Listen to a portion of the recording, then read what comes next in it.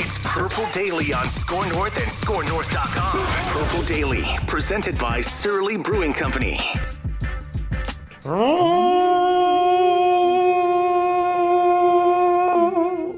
And then, boom, boom. That's excellent, man. Come on, we're going to do it. They get going. We're going. We're going. We're going. We're going. Welcome into Purple Daily Vikings entertainment, where we just want the Vikings to win a Super Bowl before we die. 60 years, all right? Time to get the show on the road here. And the man that's going to oversee that process starting this season, his first year as an NFL head coach, Kevin O'Connell, joins Purple Daily for the first time. We feel like you weren't fully committed to the Skol chant on that McAfee. He kind of ambushed you with the Skol chant there on that McAfee show appearance. Yeah, the McAfee show comes at you quick there when you're sitting in the office and jumping on with him. You cover a lot in a short amount of time, but you never know where it's going to go. But I'll tell you what, heck of a career he's gotten himself going. Yeah, he got the bag. Show. Yeah, it is a fun show, and it feels like he supports our team and what we got going on. So we're all for it. So what, as far as things go now, how excited are you? And I guess the word would be eager to get the season started too, because like you got hired in what, January, February or so, and then you've got all of this time to plan, right? And you're mapping things out, and you have not played a game yet. So just how flat out excited are you to actually kick off September 11th against the Packers? Yeah, I'll tell you what, it feels like in your mind when you get hired, it feels like there's a lot of time, but then you actually get going on the ground. You're hiring coaches, you're solidifying things with Kwesi there, with both of our staffs. The free agency process begins, the draft process begins. You're also building playbooks on both sides of the ball. There's very few days where you feel like, we've got a ton of time, and I feel bored with what's going on. There's very few days like that. So I will say it'll be great to start really moving towards kind of through the competitive phase of training camp. We got a lot of things to figure out as a football team. We know how we want to play. We've introduced, the phases of our offense, defense, and special teams. Now we get to allow our guys who hopefully feel comfortable with those things to go compete through training camp. And then ultimately everybody knows in the corner of the room where that thing's counting down to September 11th when we get an opportunity to play one of our division rivals there at home in front of our great fans. So definitely something that we're excited for. We got a lot of work to do before that afternoon comes. What time do you get up in the morning, Kevin? It's funny. Before I started working with Sean McVay in LA, I really wasn't that early of a guy. 6:30, 6 o'clock getting in.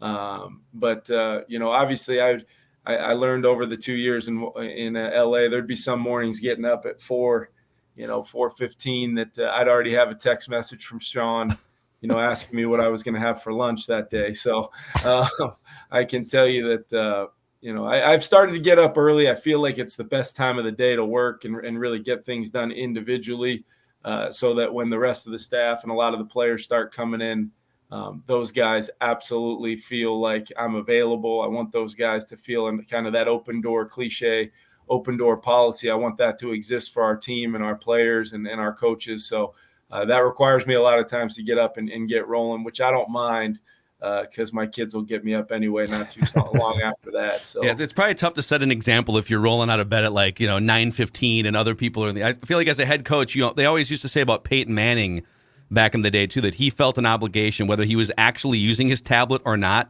to be in the breakfast room at 5:30 when other guys walk in, just to set the tone for everybody. Yeah, I can tell you it's as much to just be excited and be ready to roll every single day as it is. I really need the time. I need the time in the morning to really, especially with the role that I have, being heavily involved with the offense, obviously.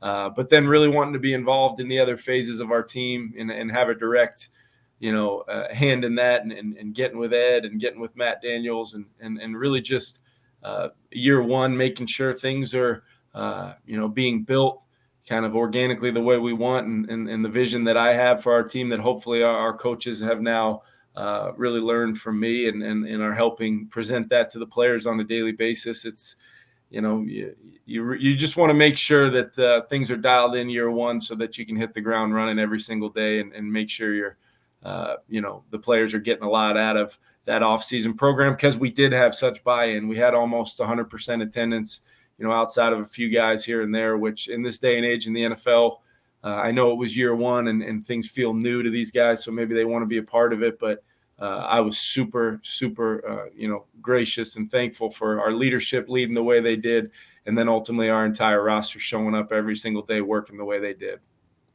Hey, in your mind, how much of this offense, when you've, I'm sure, went back and watched pretty quickly all the film from the past year, how much, Kevin, is there to unlock here? So like when you see the possibilities of, I don't know, Dalvin and Justin Jefferson and really a litany of skill position guys who are really, really good, how much do you see that there is now an opportunity to really take some steps forward that previously this franchise probably did not offensively?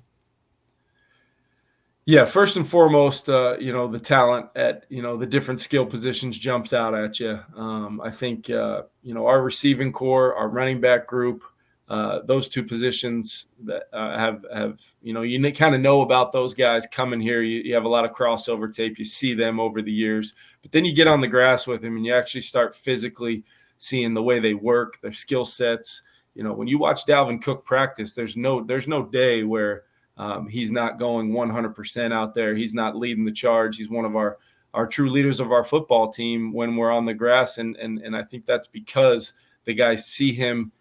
They see him loving football the way he does, getting out there and leading our group. And it's been really cool to see that receiver group, kind of different groups with the type of players in those groups. But those two groups kind of assume some leadership on our offense. Our quarterback room's done a great job really leading the charge of kind of pushing our systems forward and kind of learning in a way that allows them to be teachers on the field as well. And then our offensive line, tight end groups have done a great job as well. But to answer your question, I just look at it from a standpoint of a group that was, really successful moving the football. The guys making a lot of plays, a lot of production around that offense.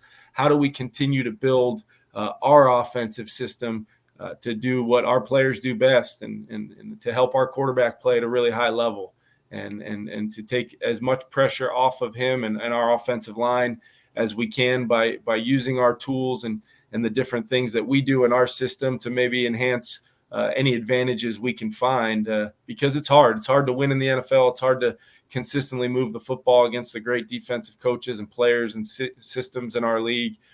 So we got to use the tools and the advantages that we can create as coaches and as an offensive system to pair that with ultimately the really great players that we do have and put them in position to have success. So, Kevin, you said something 6 months ago. I think it was in your introductory press conference, and you used the phrase, play with a quiet mind to discuss, what's the next step for Cousins. In full disclosure, we've been pretty darn critical of Cousins over the years just on this show. And I think, and this is probably a 3-hour thing to unpack at some point, but he is excellent when conditions are perfect, when he has time. I mean, all of the analytics would tell you, I'm sure the eye test, obviously you've worked with him closely. When conditions are perfect, he can dissect defenses. I think our criticism has been, well, you're not going to be able to simulate perfect conditions in a 3-hour NFL football game or playoffs against the best teams. And things start to break down a little bit. If that's an unfair characterization, slap me upside the head right now. But when you say, getting a quarterback to play with a quiet mind, what does that mean for you? And are there examples that you've seen in the past with either Kirk or other quarterbacks that said that's what it looks like, 3rd and 8, fourth quarter, great defense, to be quiet-minded in the midst of chaos? Yeah, and I think the big thing to understand is you're never going to create that for any quarterback in this league. And that's what makes that position the hardest position in sports is, when the game is on the line, ultimately the things that we can control as coaches, we can control so many things, but we cannot control, those critical gotta have it moments which really do separate a lot of players at that position in this league. That is the truth. There's no arguing that. But what I do think we can do, I think we can put together a system where we continuously try to give him answers to the different things he may see, but also make his job as simple as possible from a standpoint of let's not call a bunch of plays that require him to decipher different coverages to know where he starts his progressions. Let's call plays that have answers versus everything built in to pure progressions. Let's give him protection to where we feel great about our protection system, so we can limit the damage, limit the impact of him being hit throughout a football game that might have an effect on that next snap. Maybe it's using the different variations of marrying the run and the pass on early downs with your screens, with your play action pass, with your movement game to make those plays, just kind of, people talk about jump shooters in the NBA being catch and shoot guys. Hey, let's get Steph Curry some open threes, catch and shoot. He's going to knock down a high percentage of those. Quarterbacks, in my opinion, in the NFL on those early downs, that's what we should try to do. We should try to create plays where they can be catch and shoot type shooters where, hey, number one's going to be open a lot of the time. How are we going to do that? By schematically attacking what we're playing against, but by also making sure that when we are actually running those plays, calling those plays, pairing them with other plays that Kirk can get us to at the line of scrimmage, we take over the advantage our way. We call it a premier mentality. We're going to run the premier plays we want to run versus those premier looks. And that's one of the reasons why, I hired Ed and brought that defensive staff and that system here is because our defense doesn't allow quarterbacks to do that a whole lot with how they play, how they disguise, how they do different things, and vice versa. We want to try to unlock those things for our quarterback and our whole offense, how we run routes, whether it's man, zone, matches, fire zones, all the different things that come across, your way nowadays as an offensive system. Ultimately, guys, what I'm saying is we want to run the plays that we feel give us tilt the scales in our advantage for our players long before their skill sets ever become involved. And then, oh, by the way, we feel like we've got good players. So when we do those two things, you combine those things, more oftentimes than not, you're going to have a really, really good chance to have success, not only on that play, but that drive, and then hopefully 4 quarters of football playing complementary in all 3 phases. And Judd, Kevin said fire zone, so we have to hit him with the football sounder here. That's right. The fire zone's great, by the way. I love it. So on that note, too, the one thing with Kirk is, and I find that your experience in 2021 with the Rams is intriguing because Stafford showed up there. You guys clearly had great success there. But the one thing that he did was he threw a bunch of picks. And I think people looked at that and said, well, what's Stafford? That's typical. I looked at that and said, there has to be some, and I'm not saying that you condone picks, but there has to be some ability to turn a guy loose to make a play. And it's going to work a lot of times, Kevin, but sometimes it's not. Kirk is as risk adverse or has been so far as they come. How do you turn him loose to say, trust me, it might not always work, but the majority of the time it will, and you've got the arm? Because that's the one thing with Kirk. There's never been a debate about that arm. That arm's really good. That you've got the ability more times than not to be successful on this play, and it might get picked off at times, but that's not going to derail us from making significant plays.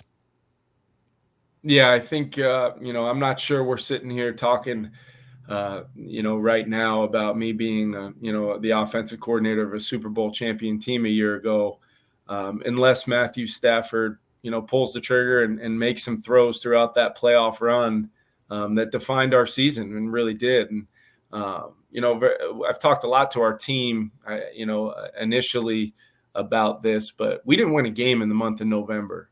And that was a team that, we won a lot of football games. We won 9 out of our last 10 and won a Super Bowl, but we did not win a game in the month of November. We lost 3 games and we had our bye. So we go 32 days, I think it was, without a win. In most NFL seasons, that's enough to bury any and all positive feelings, morale that might help you feel good going into a game that particular week.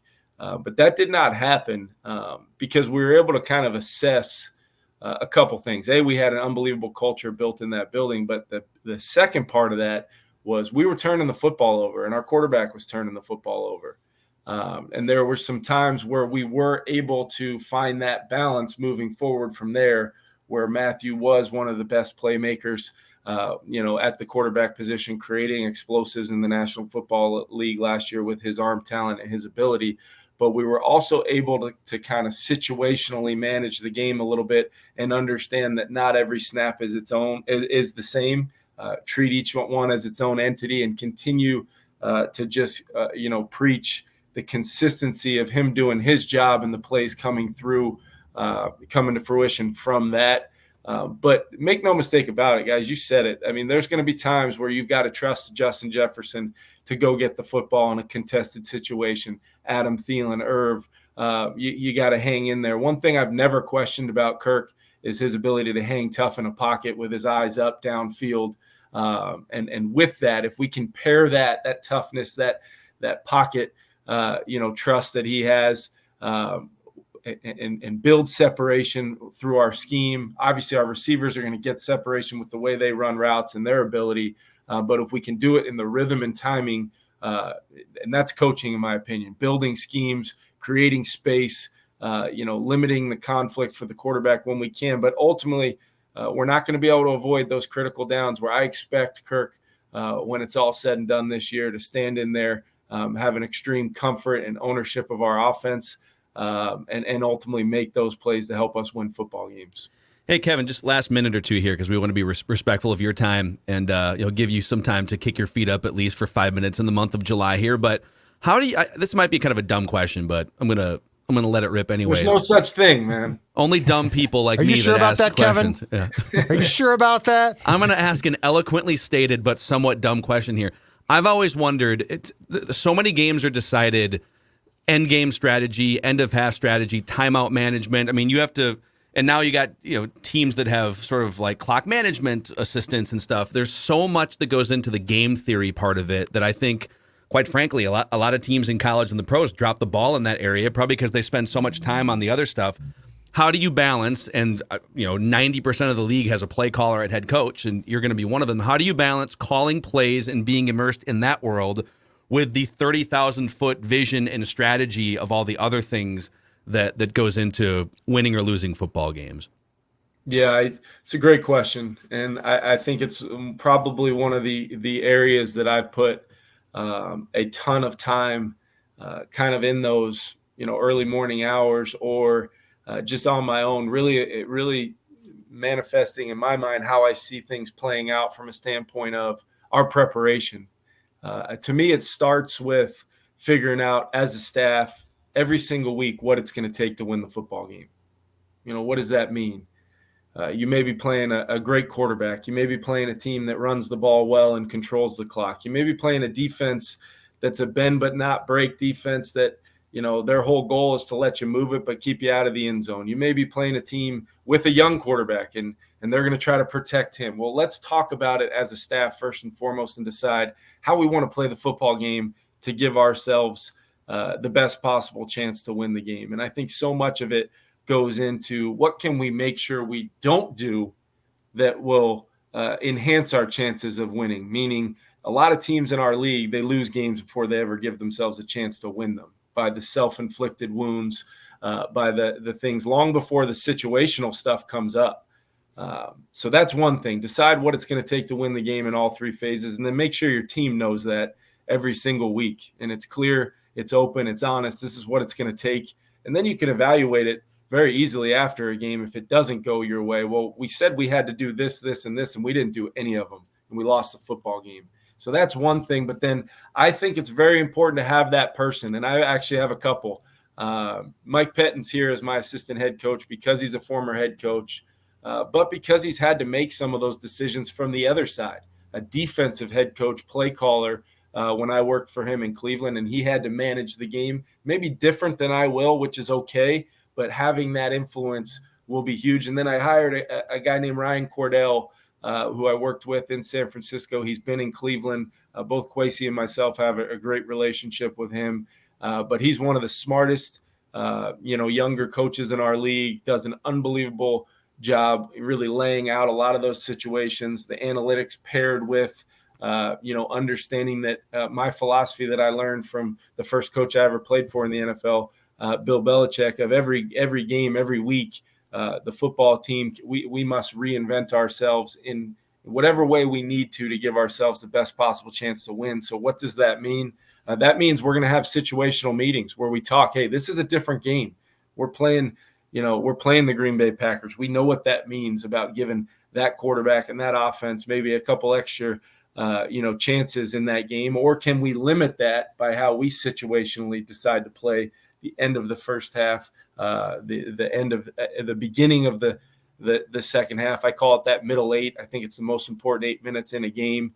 That ultimately leads into what everybody talks about the end of the fourth quarter on Monday morning. But what happened during those other times that we ultimately can control on our terms to give ourselves the best possible chance to have a greater chance of success in that final 2 or 3 minutes. So I know that's a lot. Hopefully I know I'm babbling on about it, but it's something I'm passionate about. And I do think it's going to have a huge impact on year one on our football, and my ability to lead, but also rely on some really smart people, and then ultimately empower our players to play with that quieted mind we talk about in those moments, because that's really what it's all about. Yeah. End of the first half in this town after 2021. Very important, Kevin. Very traumatic. I'm sure you've seen the stats. The end of the first half was not good to the 2021 Vikings. Yeah. Yeah, and it's situationally for a team that didn't turn the football over a lot. That's one of my goals, is to, try to be as positive as we can be from day one, but also really challenge our team. Folks coming out to training camp, we'll hope to see a lot of our great fans out there, but they will see we'll be working a ton of situations to prepare our team and build those guys' inventory of how to handle those situations. Kevin O'Connell, new head coach of the Minnesota Vikings. By the way, Kevin and I were born 5 days apart in May of 1985. It just shows you just what a hotbed May 1985 was for people at the top of their fields. Phil Mackey and Kevin O'Connell. Yes, two titans of their industries right God, here. am I old. Stop. Yep. What are you? Are you the 1969. 20th or are you the 30th? I'm the 20th. I'm your elder by 5 days. Yeah. There you go. Well, I may call upon you to rely on that 5 days of experience at some point. Yeah, listen, if you need any advice, any thoughts on structuring things here, I've got plenty of takes for you. So just let us know. Thanks, There you Kevin. go. Yeah, appreciate Kev. you guys. Thanks for having me on. Thanks, man. Thanks, Kevin O'Connell, head coach of the Minnesota Vikings, making his first appearance on the show. Presented by our friends at TCL, one of the world's best-selling consumer electronics brands. You can go to TCL.com to find a full slate of all the products, including the new TCL 30V 5G smartphone. TCL.com. That was fun. Good having the ball coach on the show here for the first time. Yeah, I think he's a little bit more at this point into talking to us than, say, Zim might have been going into training camp last season. Just a little Can you bit. imagine? We never had Zim on Purple Daily, but we had Zim on Mackie and Judd, the radio version. Did we? A couple times, or did we not? I don't remember that. I guess maybe he I was had on with Les Patrick on Royce back a few in the times. day, but I don't. Yeah, I think Royce had him on. I don't think we had him on. I mean, I don't think we missed a lot, but I don't think we had him on. No, I don't. He just wasn't. Kevin, I think what I love about Kevin so far, and maybe this will change in 3 years when he's grizzled and looks like Andy Reid. I feel like all I hope not. lately I hope coaches have not. been staying in shape, so Yeah. maybe he can stay in shape too. But You're right. he seems very willing. He's not going to give you the whole playbook, but he seems very willing to just elaborate on his philosophies, and he just kind of loves talking football. Just picks the ball up and goes with it. I think it's interesting to hear him talk about Kirk because he clearly feels that there's far more there. Like there's no question about that. True or not, he feels that there is a depth that has not been explored yet. And look, he's got to be so excited. I mean, you got Jefferson, Thielen, Irv Smith Jr., assuming he stays healthy, Dalvin Cook. Like when you look at the components around Kirk, you have a plethora of guys that can make big plays. Yeah, he's in a really interesting spot because he ultimately probably helped sign off on giving Kirk a 2-year contract extension, right? Like if he comes in and adamantly says, guys, I've worked with him before. No. I mean, well, then they might not hire him in the first place. But like he obviously signed off on, let's make this work. But he's trying to balance saying, yes, there's more there and we need more without throwing him under the bus. He's trying to pump his tires publicly and behind the scenes while also acknowledging, this offense should probably be better. And Kirk, there's probably some things that Kirk needs to get better at, playing with a quiet mind. So, Dex, what were your impressions? Incredibly smart dude. You can tell why the Vikings hired the guy, and you can tell why I think there's a clear connection between him and Kirk Cousins. Yes, to the point that he knows there probably is something more, but they also kind of speak in the same language in the terms of not being risk averse and also not shipwrecking games, but also acknowledging the fact that Matthew Stafford, to his credit in the playoffs, saved their season, defined their season, right, with a certain selection of throws. And I totally forgot, too, and I'm just looking at their Pro Football Reference page right now. I forgot, they didn't win a game for a month. Yeah, I don't remember that. That's crazy. And I remember they started off hot, and they hit a wall, but I didn't know they went to what KOC said, I think 35 days without a single win, and which mathematically, I got to imagine that typically means if you go 35 days in the NFL during the regular season of not winning a game, your odds of making the playoffs have to be pretty slim to none. And they were still able to overcome that. And culturally, he brought up, how many locker rooms can sort of withstand not winning a game for over a month, especially that late in the season when you're expected to be a Super Bowl contender and the drag that must be. And and to his other point about Stafford too, it wasn't like Stafford came out throwing interceptions in bundles of 3 and 4 in all the playoff games and down the stretch. Like he kind of curbed it. Didn't he have 3 against the Vikings? Yes. I think he right. Yeah, he was not good here. Yeah, he was not good. But that was great. Get him on again sometime and maybe do some deeper dives into some of this stuff. And he knows who to call if he needs consulting advice. Okay, listen, we're here every day. Yeah, we I love put just that. as much thought into this. I might have to call you to use I'm your up at 5 extra days too, of knowledge. A couple of 5 a.m. club guys good from for May you guys. 1985. Yep. I'm sleeping until 7:30. You texted us about this interview at 5:15 in the morning. I'm yesterday. old, so I get up and then I go back to sleep. That wasn't me being up. I literally saw the text. I had to let Stella texting us at 5 because I had to let Stella out on a weekend. and then I had about that. to get up as well, and so then I just go back to bed. Okay. So I'm not up at 5 o'clock. Okay. Yeah, I'm not like, giving is he myself still credit. up? Is the summer of No. Surly No, really still what's going on? I scroll through my phone to fall back asleep, and so that's bad why. for you. That's what I've read. Why is that bad for you? It helps. Because you're staring at a It's screen all stimulating day. your brain. Yeah, It's not you're Makes your good. eyes heavy. in the worst way. Yeah. And I'm guilty of it too. I'm just saying. What am I supposed to do? Try a meditation. Try a Like, bedtime meditation. about what? Counting sheep. It's not about anything. It's Counting about surveys. quieting your mind. 100 furious, 99 furious, 98 furious. Just count down. Till you're really fast asleep. bored. That's the No, point. no, You get bored no. and you fade out and you wake up 8 hours later. You know what? No, I enjoy scrolling through my phone, watching some highlights, little TikTok. Although the TikTok playlist was jammed in my let's head this talk about morning, the TikTok and it was playlist. awful. Anyway, I just want to thank KOC for joining us. KOC. And thanks to Surly also for providing us this glorious summer of Surly, and to Federated Mutual Insurance Company for all the work they've done with business owners in and around the state of Minnesota and beyond, and the $44 million they have helped organize and raise for Big Brothers Big Sisters over the past 17 years through the Federated Challenge. If you want to find out how you could potentially become a big and a mentor to a kid in need, go to federatedchallenge.org and find out more information. All right, there you go. There's your little bonus episode with the head coach of the Minnesota Vikings, Kevin O'Connell. This has been Daily Vikings Entertainment. We just want the Vikings to win a Super Bowl before we die.